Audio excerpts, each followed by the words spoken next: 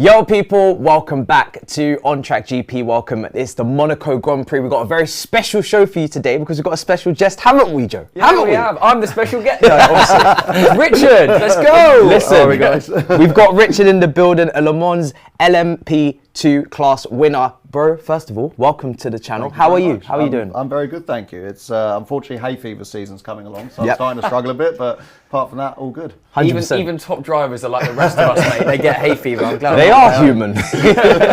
Well, listen, we're going to find out just how human you are. Let's talk about your experiences and introduce you kind of to the viewers and what you've achieved and kind of your experiences as a driver and as a teammate and all of these things as well. So talk to us about kind of your background. So yeah, I took the usual step that everyone does who gets into motorsport. You know, went karting for my 8th birthday, present from my dad, and you know, fortunately I was quite quick, and it became very serious when I was 11. And you know, basically since I was pretty much 11, 12, karting became my life, motorsport became my life.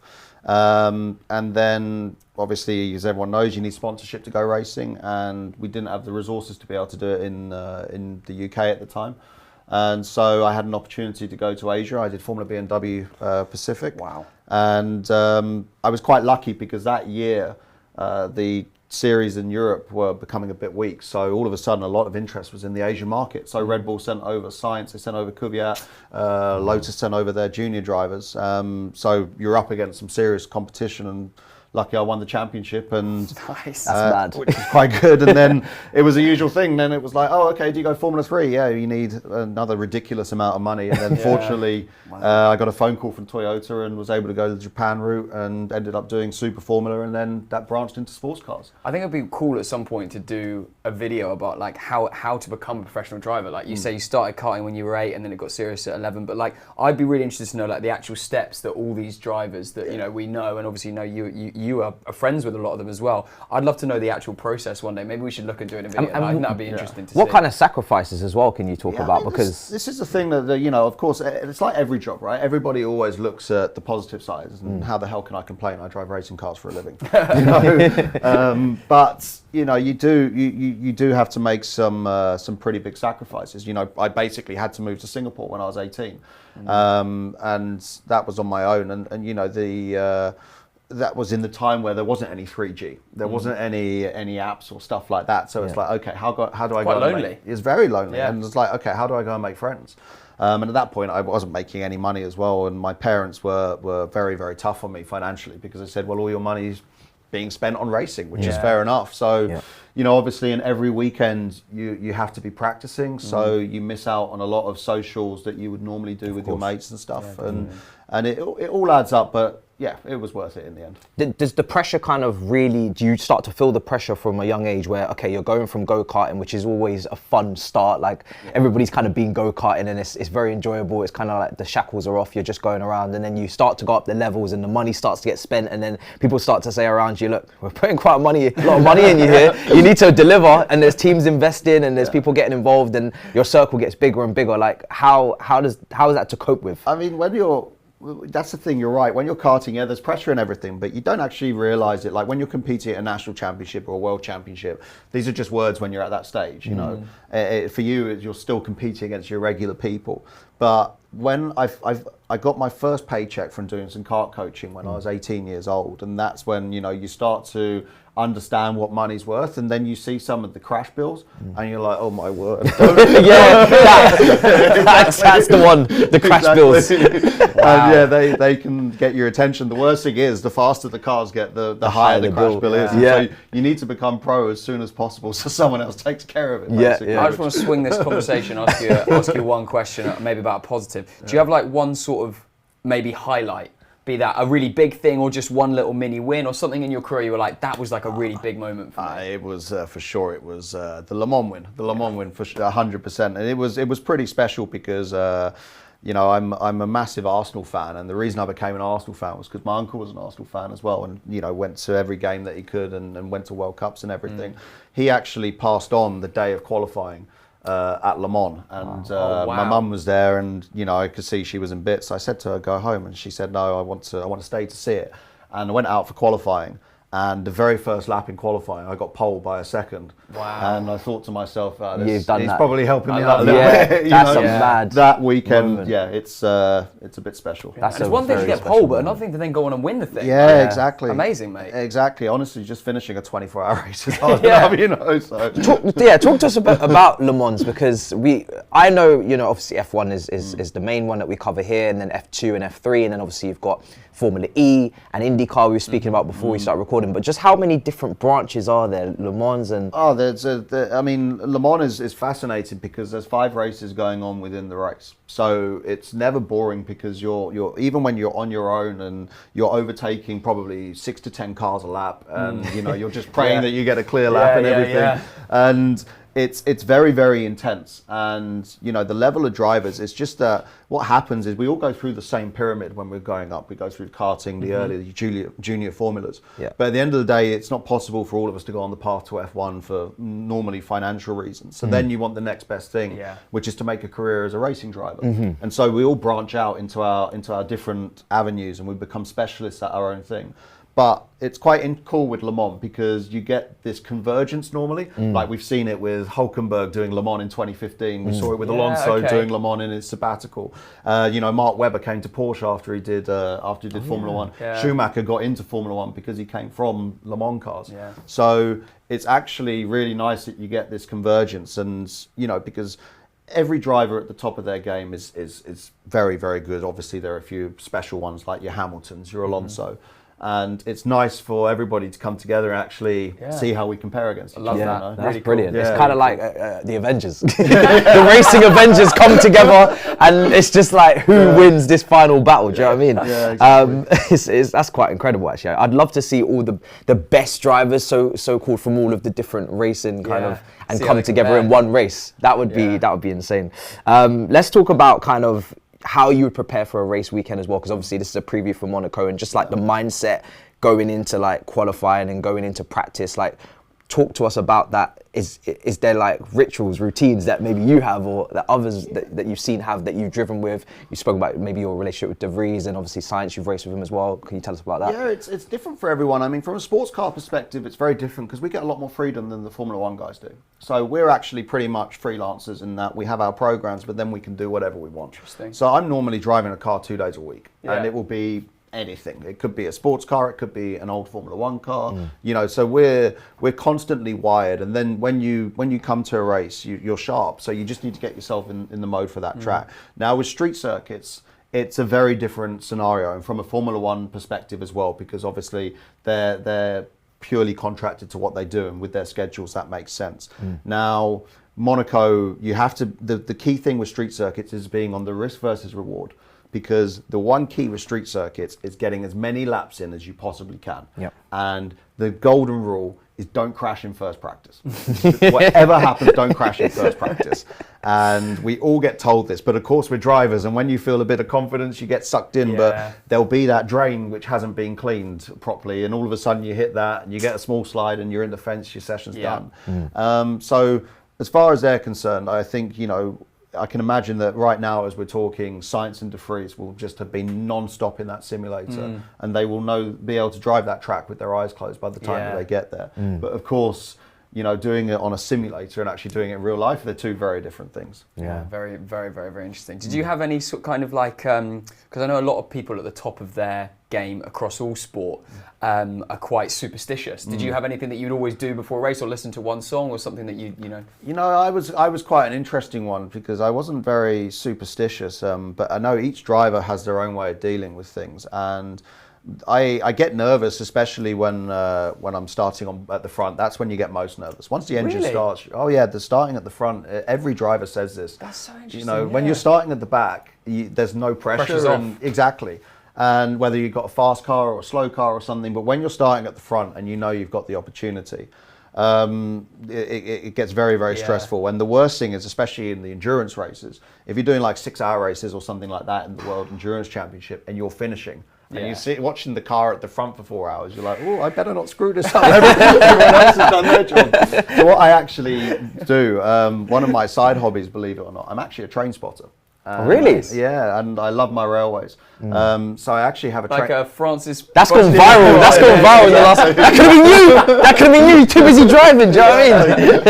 And then, I actually take a train simulator to the track, and I have a train simulator in my really? office. And I actually drive trains before I get into the car. And that's like, you find that quite like cleansing. Exactly. I like that. It just takes me away from it. I used to be obsessed with trains when I was a kid as well. Like when I was a kid, but I still like have a lot of appreciation for it now. I mean, this is the thing. Racing drivers are just kind of kids who haven't grown up. Yeah. You know, we've just gone from pushing the cars at the Hot Wheels to just ending up. It's the same as me. Like this is why we have to go karting, because like one thing I love about karting is that even when you are ahead, like say you're going to karting with your friends and you know that you're better than all of them, and then you get 10, 15 seconds clear down the road, you never stop pushing. Like you start, it's the same mentality we see that's spoken about in interviews, where you get into your own like selfish kind of space where you're just like, right, I'm just going to push myself. I want to do better than last lap, better than last lap, better than last lap. You never become complacent. And that's kind of like instilled in drivers, isn't it? That's the thing. Any driver who says, oh, I wasn't pushing or I wasn't doing anything like that, They're lying. They're lying. 100% they're lying. Interesting. They're all lying.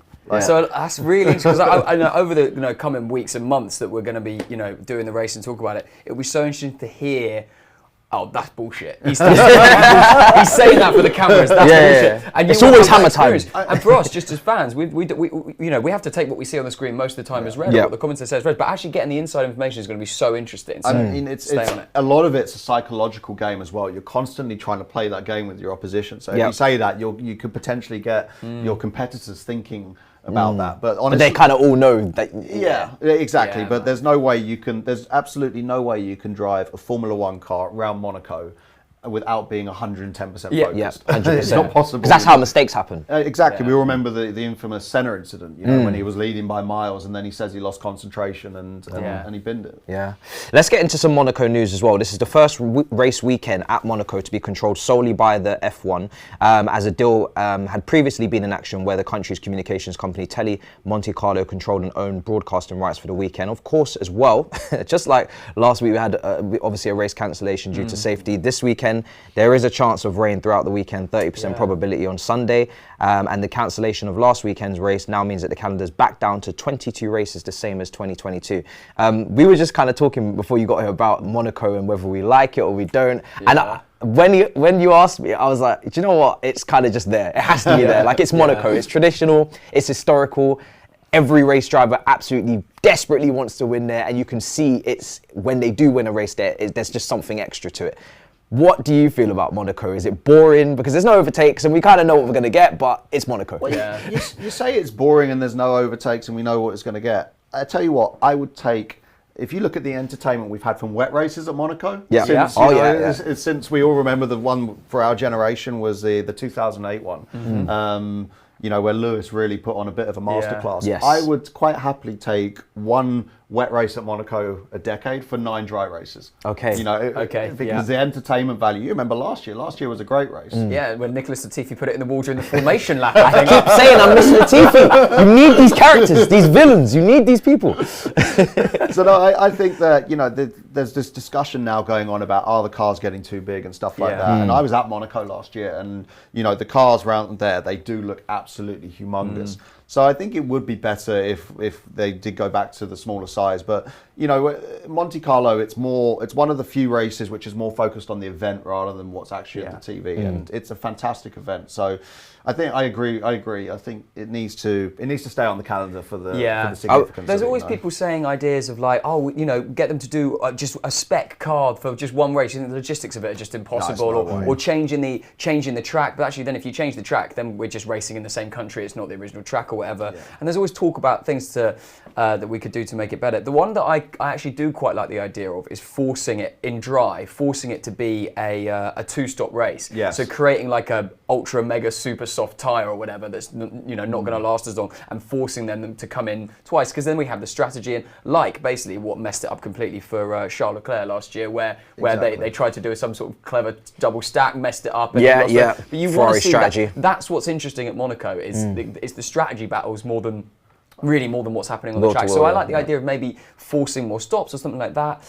But as you say, you can't change the size of the cars, can't change the width of the track. It's not possible. But I think that's not a bad idea on the tyre front, because if you actually look historically, and this goes across all categories of motorsport. The best races and the most entertaining races are always when you have massive degradation, and it creates an optional strategy. Yeah. Bahrain always has massive degradation. Yeah. It's always a great race. You know, Shanghai, okay, it's not on the calendar since COVID, but that was always a great race because of massive degradation. And if you remember, it was the first year of the Pirellis, I think it was 2011. There was, I think it was 8 winners in 8 races. The year that Maldonado won at Barcelona. Wow. Oh yeah, and forgot about him, Chile. Yeah, we came into sports cars. Yeah, and you know, so having something like that at Monaco, creating that variance. He was in a Renault, wasn't he? He was in a Williams. Williams. Oh, he was in a Williams, wasn't he? Who was his partner? Was it?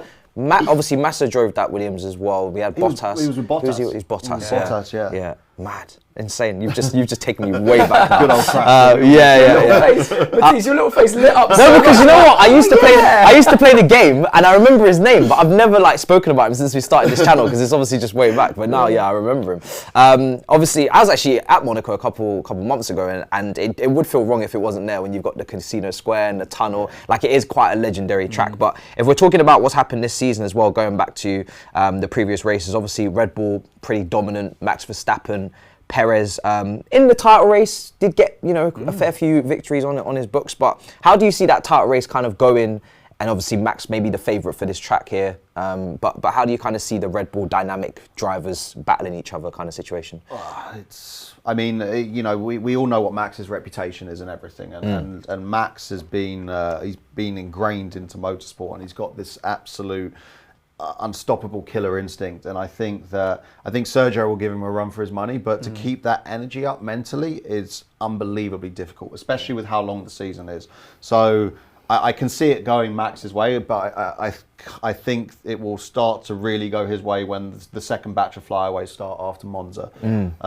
But it wouldn't, you know, Sergio's very good at Monaco, and we saw what he did last year. And he was very, very good there. I think at the minute, though, Red Bull are in a league of their own, and it's going to be nearly impossible this year for anybody to catch them. I think they could go 22. I think if the races that they won't win could be the like of a Monaco this weekend, or if they have massive mechanical failure and wet races or something like that. But it's set up in theory, if everything's clean, for them to go 22-0. Yeah, like, Perez won last year in tricky wet conditions. Verstappen won the year before. Obviously, the Leclerc situation as well that you kind of mentioned.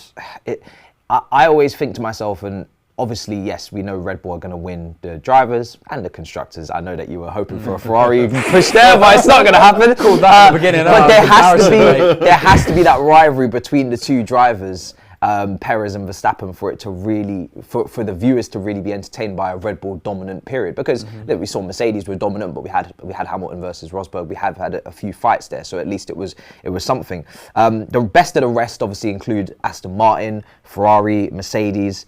Kind of who would be, from what you've seen so far, who would be the team that you put in that second position to say, right, this is the team? Aston Martin. Yeah, Aston Martin, 100%. I'm absolutely. I think we're all blown away by what they've done this year. You know, Big jump. I spoke to a good friend in one of the teams after the Bahrain test, and just to find out what the score was in the pecking order, because the teams normally, when you go to a race or you go to a test, you know within 5 laps whether you're going to have a good year or not. Really? You know within 5 laps of day one, first session, you know whether you're okay or not. Wow. And you know, like, we arrive at a race, and even, you know, for example at Le Mans, we know within the first 3 laps whether we're going to have a good Le Mans or not. And he said, you know, everything he said to me, he said that Red Bull are in a league of their own, but Aston Martin is seriously strong. Yeah. Wow. And I think the thing that's going to help Aston Martin is that Stroll slowly seems to be picking it up, you know.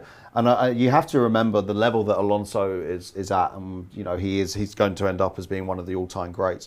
But Stroll is getting closer and closer to him, and I think that's really going to help them later on in the season. I know that there's going to be upgrades and everything, but with the resort, they have as many resources now behind them as do your Mercedes and your Ferraris. Definitely, So I can't see them being beaten, if I'm honest. I mean, I might eat my own words later on in the year, but we'll see. Yeah. And you know, the problem is, Ferrari might end up getting the car and everything, but Are we sure Ferrari isn't going to do the Ferrari of last year and just shoot himself in the foot? Yeah, with strategy. I think we're sure they are going to do that. Exactly. Yeah, I think all three teams are meant to have upgrades coming. Obviously, it was meant to be for Imola. Now, Monaco, we were speaking before, and maybe there's not so much point because there's high chance of a crash. Well, or normally something. also at Monaco you run a special aero package for it as well because it's just maximum downforce. Yeah. So it's a one-off aero package similar to Monza where it's the low downforce package for there. Yeah.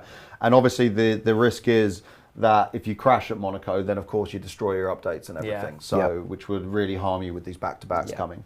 So I think everybody will be just running their standard max downforce there. Yeah, and with it being max downforce as well, and talking about Aston Martin, I think it could be they've got a really strong possibility to win the race. I really do. I think with as good a chance as anybody outside the Red Bulls for particularly Alonso to go and win. And This is perfect for Alonso, especially if he was to be leading. You'd back him to defend that position. 100%. So that's something. If he can pole it, I'll be very happy. I mean, we all saw the graphic last year, right? When everybody else checked out and Alonso was holding up the whole train well at half a lap, and he had the whole grid behind him, and he doesn't care. He didn't care. You know? Well, we saw him sitting on a chair towards the end of the season. Remember when he was sitting in Brazil? He was sitting in a deck chair, just chilling. Do you remember that? That was one of the most iconic pictures of Formula One history. Him and Kimi.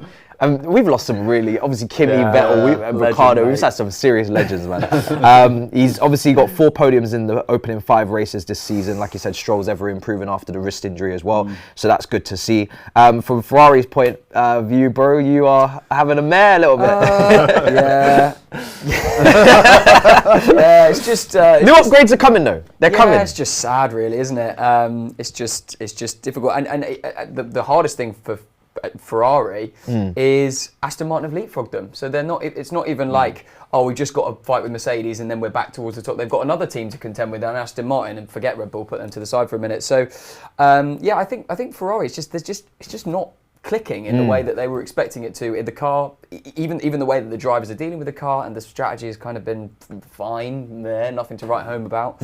So yeah, it's just Which is an upgrade for Ferrari. Yeah, well, correct. Yeah, that's a very good point. It's Leclerc's home Grand Prix though, and maybe but mate, he has a shit show there every year. Like every single time he's ever raced it, F2, F1, whatever, like has just been a complete disaster. Crashed in 2018, puncture in 2019. Yeah, finished like 18th. Crashed on pole in 2021 qualifying. That's not a good list, that. Yeah. and then fourth last year. And was called into the pits at the wrong time last year. Yeah, complete mess. So I mean, look, he'll be wanting to make something happen. But maybe we see a Charles Leclerc masterclass. We know he's an incredibly fast hot lap driver. One shot around. It's his home Grand Prix. He knows it as well as anybody does. Maybe we'll see a masterclass, and he could put the thing on pole. I mean, the race really is Saturday more than Sunday. Yeah, no, 100%. Yeah. I think Saturday here is literally the be all and end all. If you have a I said that, unless you're right. Unless you're right. Mercedes obviously looking to add upgrades to the W14 as well. Very, very tough season for me. The last couple as a Mercedes fan, but I am spoilt, so I recognise that, and I have to got to go through the roughs. Yeah, you got to go with the roughs through the smooths. Do you know what it is? Is that Hamilton's on the cusp of greatness with one more title, and it's just the fact that it's annoyingly not this year. Yeah, I don't know if he's going to get that title, and that's what really bugs me. If he'd got that title in Abu Dhabi, then I would have been. Do you know what? Fine, we could do whatever. Yeah, from this would he have retired?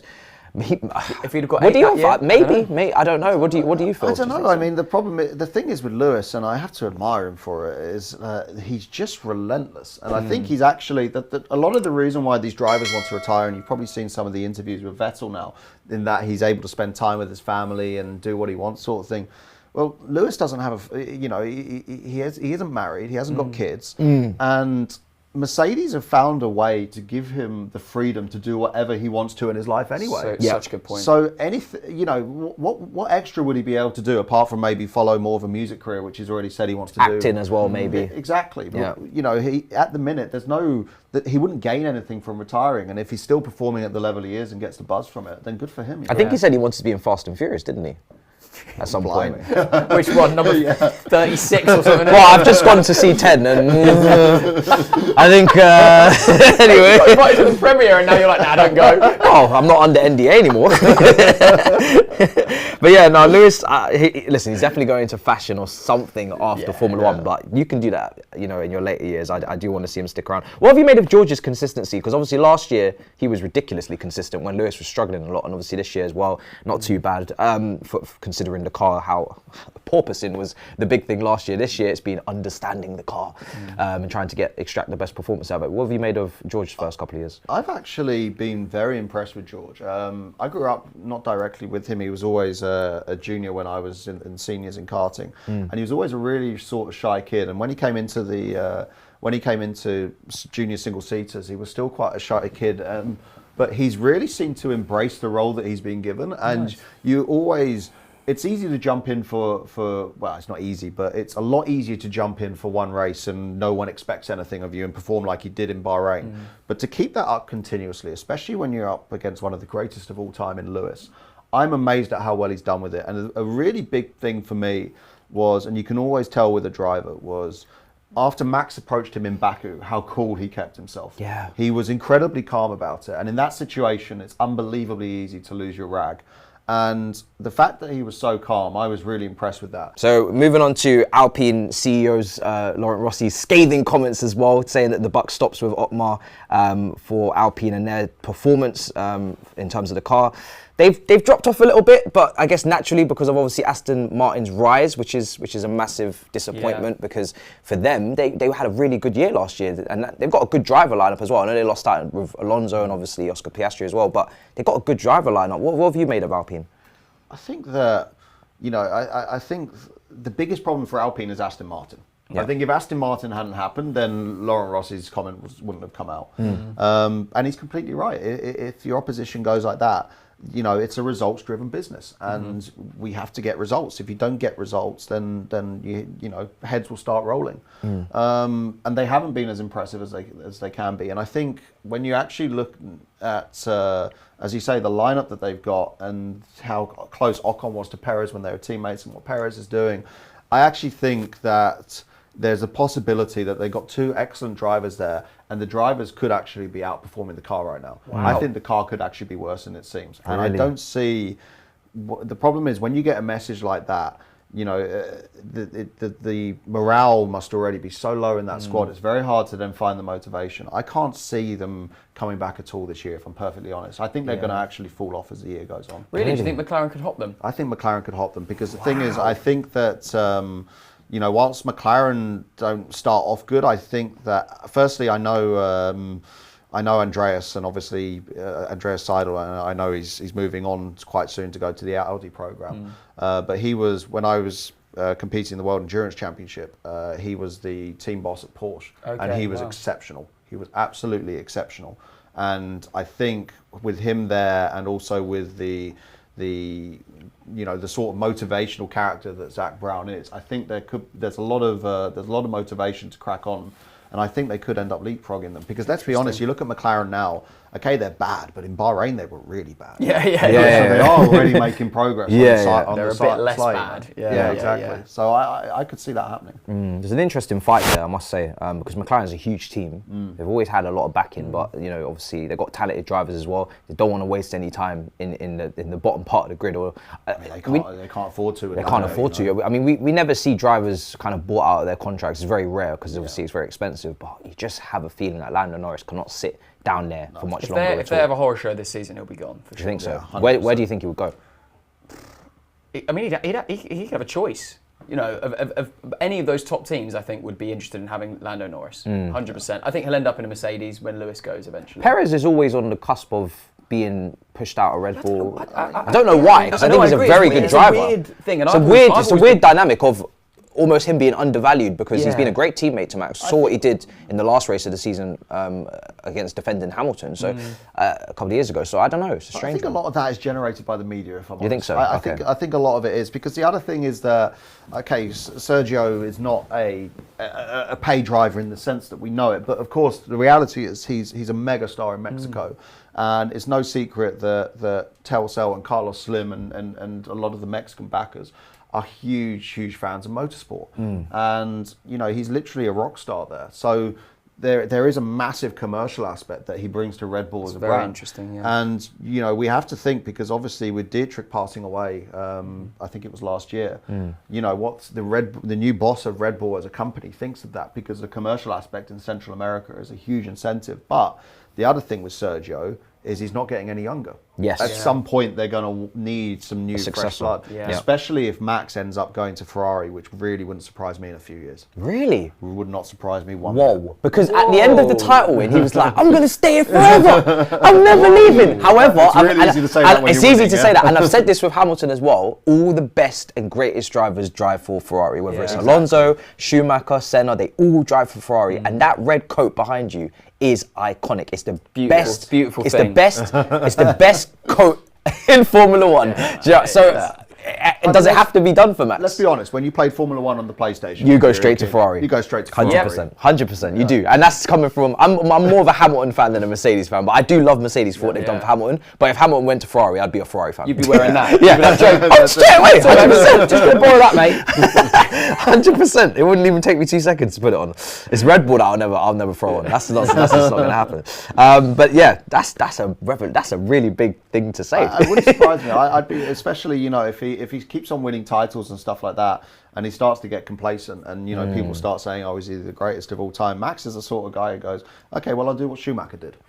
I'll take Ferrari from not being in the position to win to win, because that's a big thing to do that. Yeah, that he'd be going down in history if he did that. Then rather than to just keep winning in the best car constantly. That's a good point. Break Christian Horner's little heart, wouldn't it? Yeah, Max, come back. I would live for that day. I would live for that day.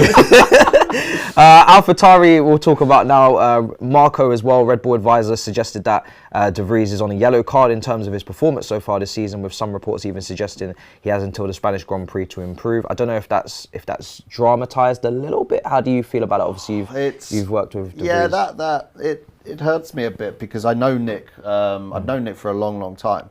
We were karting together, and it was interesting. The first time I actually got to meet him was at Suzuka. We were there for the Karting World Cup in 2009, and basically I was asleep and I woke up because I started coughing. And all of a sudden, I'm wearing glasses now, and I didn't have my glasses on, and I saw this sort of like glowing orange stuff flying across the room.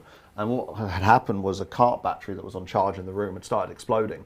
And setting the room on fire, basically, with this molten battery acid going off. And and I thought, God, I've got to get out of the room. And I was asleep, so I was in my underwear. And I ran out, and I couldn't get my glasses because my glasses were in the fire. And then the fire alarms didn't go off, so I ran to the reception. Just as fast as I could kind of feel my way around and everything. And I went up to this poor Japanese woman screaming, "Fire, fire, fire," in my underwear. And of course the poor girl didn't speak a word of English. So she's got this 15-year-old screaming at her. Nice. And in the end I managed to find my mechanic who was still in the restaurant. And I was sharing a room with him, and we managed to get it all calmed down and everything. But Nick and his family were staying in the same hotel. Okay. And it was Nick's dad actually went and got a T-shirt from his room and some clothes and everything to give me a bit of modesty. Nice. And then I went off into sports cars and Japan route, and Nick stayed in the European single-seater thing. But then he came and did a bit of sports cars, and we were teammates in 2021. And we got on quite well. And the thing is with Nick is his work ethic is one of the best I've ever seen, if not the best, out of any of the drivers I've ever come across. And his attention to the detail is massive. Now, I think that Formula One it's such a massive learning curve, and I think Tsunoda is now in his third year, and he is performing very, very well. But I think you're going to see when Nick's in more of a comfort zone in the circuits that he knows, because remember, he's doing the flyaways and he hasn't done any of the flyaway circuits in Formula 2 or anything like that. When he goes to places that he knows where he's got results, Monaco, for example, he won there in Formula 2. Obviously Barcelona, we've all driven there so much we got dizzy. I think he'll be a lot closer, but the reality is he's not been anywhere close to good enough yet in relation to Tsunoda. Why that is, I don't know. I haven't asked him about it. But I think I don't know whether it's me hoping more than actually believing that he will get better. But if he does get dropped, it will be nothing to do with the actual talent and ability that he has. It's purely down to pressure.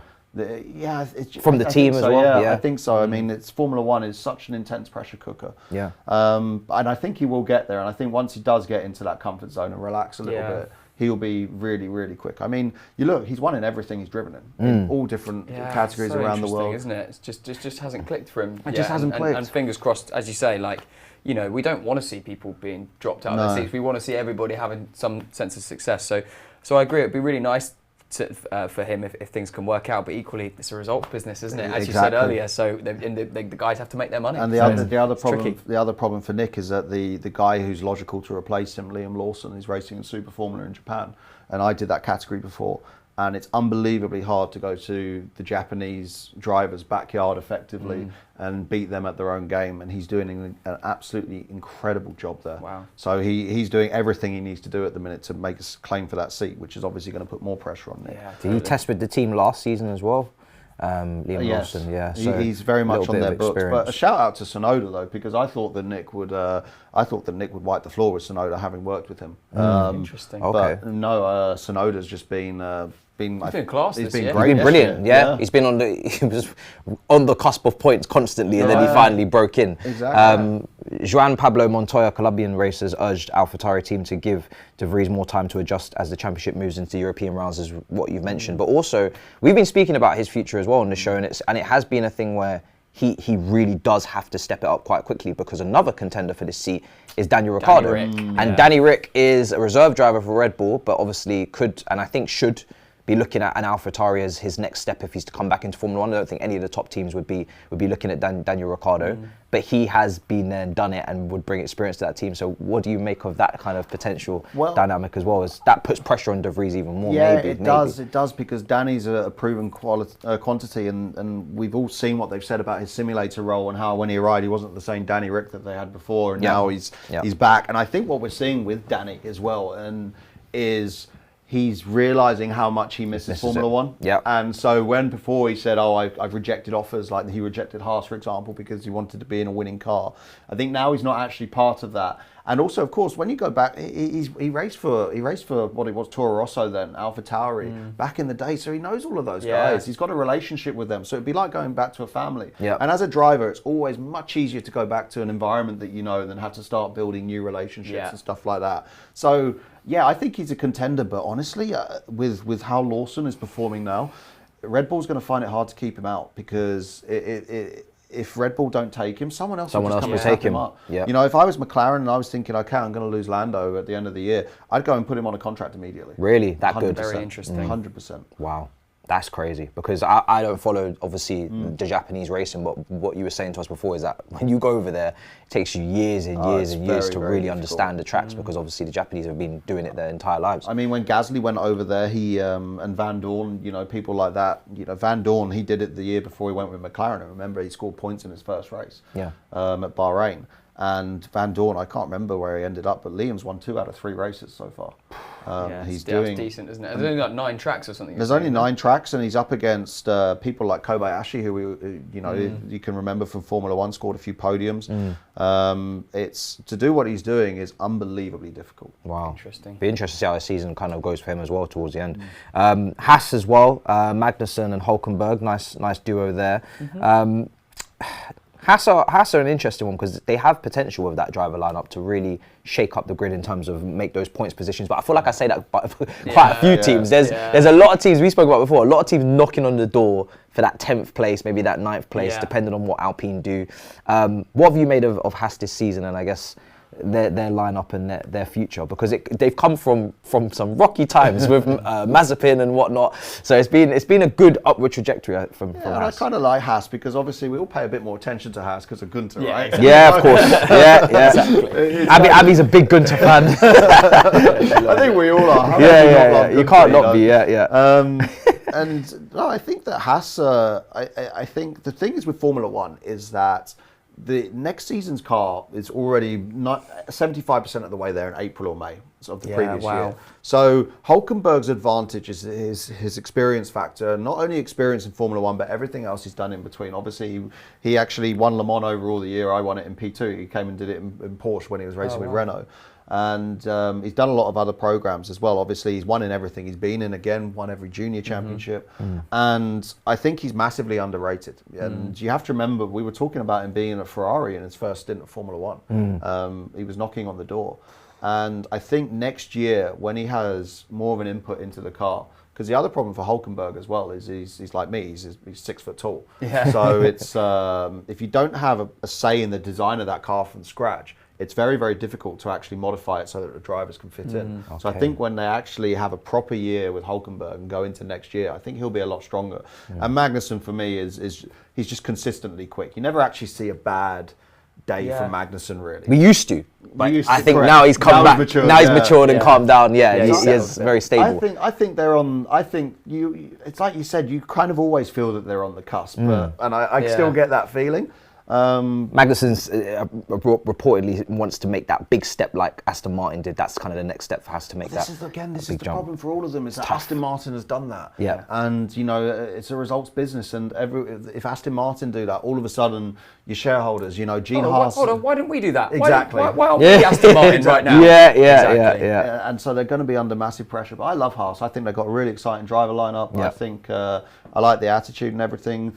Pietro Fittipaldi's their reserve driver. He's a good buddy of mine. Okay. And he says it's a really nice environment to be in. And I get the sense it's a nice place to be. Exactly. And then if you ever need, particularly at the minute. Yeah, and if you need to just chill out a little bit, you can just go and have a chat with Gunter. And he'll make Exactly. you laugh for hours. Yeah, 100%. And we'll finish up on Williams because Sargent's under a bit of pressure. Rumours suggest that Toto Wolff is trying to convince Williams to replace him with Mick Schumacher, which we did discuss in the Imola preview, which didn't go out. Seemed like a sideward step, not really a massive jump, but I think if you're gonna, no disrespect to Mick at all, but he needs to hit the reset button on his career, and if he goes back into F1, he needs to come back in with a new mindset, not a few months after he's just been dropped by another team. I think I'd either go somewhere much older like a Daniel Ricciardo or a completely brand new rookie and go, if we're going to mix it up completely. I wouldn't personally go sideways to Mick. In the position that Williams are in, can they still attract? They can't attract some of the most talented drivers maybe that are on the market when you compare to the other teams that are in there. I mean, Albon's had a decent Probably time. a better question for you to answer. To be honest. To be honest, I think that they're a big team though, historical team. So maybe Logan Sargent, some of the stuff that guy did in the junior categories was unbelievable. What he did in Formula 3 with the level that the Charoux team were at was absolutely phenomenal. And no one's got close to that. Plus, to do what he did in his first year of F2, and I worked in F2 last year. I was helping a driver in that, and to go into F2 in your rookie season because of just the way the rules are, the tyres are, everything is unbelievably difficult. And so to do what he did was actually very impressive. Now the thing was, if you actually went back and watched his last F2 race in Abu Dhabi, where he had to score a certain amount of a certain number of points to then get the super license points for Formula One, he massively buckled under the pressure. And his performance dropped off quite a bit, and the radio transmissions were very aggressive. And I know his engineer from last year. I worked with him before, and he's like the calmest guy in the world. He's like on the radio. He's like talking to someone at the pub. Okay. He's a really, really cool guy. So to hear that from Logan was quite surprising. And I think the initial jump into Formula One and having that pressure on you, I think it's getting to him a bit. And I think once Logan relaxes, I think he will surprise a few people. But also, don't underestimate Alex. Alex was in a position where he was banging wheels with Hamilton. He was banging wheels with Verstappen. Okay, he had a period where it didn't go well, and Red Bull dropped him. But Albon is a known quantity who's very, very good. But again, if they do get to the decision where they would drop Sargent, I think someone you would immediately look at. I mean, it goes back to the Lawson thing if Red Bull don't take him. Yeah. But somebody you would immediately look at would be someone like Felipe Drugovich. Because Drugovich, what he did last year, he did a very, very mature job in F2 last year. He's a very, very nice guy. He's got a lot of experience. And obviously the other thing is, from a commercial standpoint, he brings access to the Brazilian market. And we all know how big the Brazilian market is for Formula One because of the Senna. And no Massa as well. Exactly. And the track is there obviously as well. So what a track, by the way. So I think that, I don't think they will have a problem. But again, I think it would be hard for them to be in a position where they could get, your experienced stalwarts, your Ricciardos, people like that. I would agree. Speaking on Albon, where can he go, I guess, to finalise? What's his ceiling in terms of... Because I agree with you, like he had a rough time at Red Bull, and then obviously was dropped. And I think did he come through that Toro Rosso team as well? He started off in Toro Rosso, then he went to Red Bull very quickly. Kvyat and that crop, exactly. And, then he went to Williams, and he's kind of found a home at Williams. And Alex, for me, is extremely talented. He's proved it through his career. And he's a buddy of mine as well. And he's a really, really lovely, lovely guy. And I think that when he's in his comfort zone, he excels, and I think you can see that now at Williams. And you have to remember, when he was at Red Bull, he was a lot younger as well. Yeah, of course. And he's still very, very young. He's still got a lot of time. And the bottom line is, the only way to measure your performance in F1, because of the car differences, is you have to beat your teammate. And he's consistently done that with, we all make jokes about some drivers and everything, but you look at their CVs, they've all performed at one level or another to get to where they are. And so I think that Alex is, with a bit more maturity and a bit more steel, which comes, naturally at that age. I think he could still be a contender. If I was in Ferrari's position, Sainz is not on the rocks, but he's a bit like that. We've had that conversation about Sainz. I'm sure we'll continue to have that conversation about Sainz. I mean, you'd have a look at Alex, because Alex has got the experience from the Red Bull program, and it could bring you, potentially a few secrets. Plus, he's consistent, he's quick, and he's got a good report and everything. And so I think he's going to have another chance in a big team before his career is over, provided he keeps performing how he's performing now. Yeah, that's. Do you know what? I would like to see that for him, because I like the redemption arc. I think to come down and like Ricciardo has to kind of accept, as we spoke about earlier, that you're not going to get into one of the leading teams now. Maybe he would drop down and actually kind of settle himself with maybe build a bit of energy up. I think it's good for the drivers to do that. Like, as long as, obviously, there's been a lot of complaints this season about the excitement of Formula One, or are they trying to make it too exciting in terms of like Formula One? Are they bending, not managing and following the rule book as strictly as they need to in terms of that regulations wise, and sometimes playing up to the crowd or playing up to trying to the media to bring in more viewers and whatnot. And obviously we've had new qualifying sessions that could have been in place as well. What have you made of all of that in terms of the integrity of Formula One and sticking to the rules and following the rule book, as opposed to trying to bring in more viewership and making more races within the weekend and less practice and all that kind of stuff? What have you made of that? I mean, at the end of the day, motorsport is an unbelievably expensive thing to do, and it requires external investment. And if there's a way that we can promote the show and make the show better, I'm all for it. I'm 100% for it. I don't think, for example, Bernie Ecclestone, when he was still in charge, was going on about artificially wetting the tracks during the races to make them more exciting. And that's just wild. Yeah, that's just completely wild. But at the end of the day, I hate DRS with a passion. I think it's awful. If I was in charge, what I would have is I'd have reverse DRS.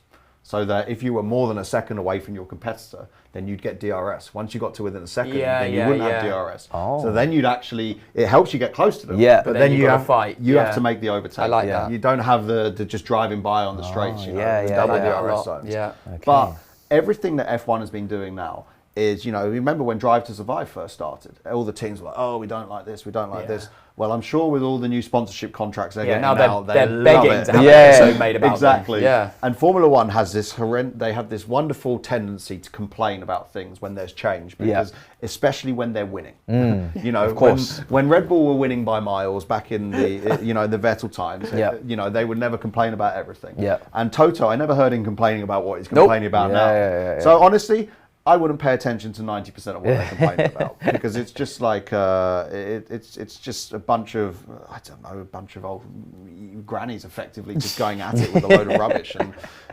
whatever can be done. At the minute, we're hitting record crowd numbers, we're hitting record viewership numbers, we're generating a new audience, a new younger audience. As long as it keeps the racing still competitive, then I'm all for it. Fair enough. Nice. It's a great way to wrap up, I think. I think it is, mate. It's been a great preview, honestly. This Monaco preview, something special with you, Richard, and Joe. I wish your team all the best of luck. Thanks, man. because I just wait for that strategy. Because bro, one thing Joe needs is a win. Because me as a Mercedes fan, I'll take the hit. I'm not gonna here tell you that I absolutely need a win to survive. You, sir, you need a win. And Big if time. Leclerc was to get it at his home Grand Prix, I think extra special. Should we do some quick predictions to finish it off? We Top should. three? We'll start with you. Go on. Do you know what, mate? I'm going for it. Alonso first. Wins it. I like followed that. by I like that. Max and Checo. Okay. What about yourself, Richard? I'm going to go Checo, Alonso, Wow. Lewis. Whoa! Max in the top three. I think Max. Whoa! I think Max is going to end up bidding it. Really? Whoa, we were. Yeah. Wow. Yeah. I'm going to go with an Alonso. I'm going to go with a Verstappen, and then I'm going to go... I'm going to go Leclerc. Alonso, Max, Leclerc. Interesting. I want to You're give. just doing the Leclerc thing to be friendly. You know? Yeah, I am. Yeah. I want to give you something. You need to leave here with something. So there you go. I'm going to give you that. That's it. Yeah. I don't actually truly think that at all. Guys, make sure you smash up the likes. Make sure you subscribe to On Track GP. Make sure as well, PS5, the competition to win it before Joe just takes it. Do you know what I mean? At this point, Instagram. Make sure you like the pinned post, and also make sure you like and subscribe here. It's been an absolute pleasure, and we'll see you guys for qualifying in a bit, people. Peace.